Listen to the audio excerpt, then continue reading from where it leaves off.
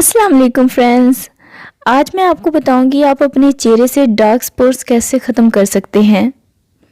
Dark spots ख़त्म करने के 5 तरीके मैं आपको बताऊंगी।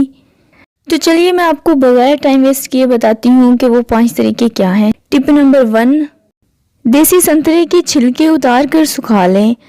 उनको बारीक पीस कर उपटन की तरह इस्तेमाल करने से दाग धब्बे दूर हो जाते हैं। टिप नंबर 2, लेमन के छिलके पीस कर दूध में मिलाकर रात को लगाया करें। टिप नंबर 3, बलाई में नींबू के रस के कतरे डालकर चेहरे पर मलें।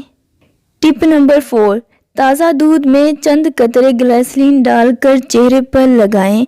इससे न सिर्फ चेहरे के दाग धब्बे दूर होंगे बल्कि चेहरे पर तरोताज़गी और निखार आएगा।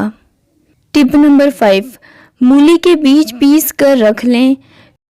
थोड़े से दही में मिलाकर चेहरे पर लगाने से चंद दिनों में धब्बे दूर हो जाएंगे। तो आप इनमें से कोई भी अपनी स्किन टाइप के हिसाब से यूज़ कर सकते हैं। इंशाल्लाह आपके डार्क स्पॉट ख़त्म हो जाएंगे।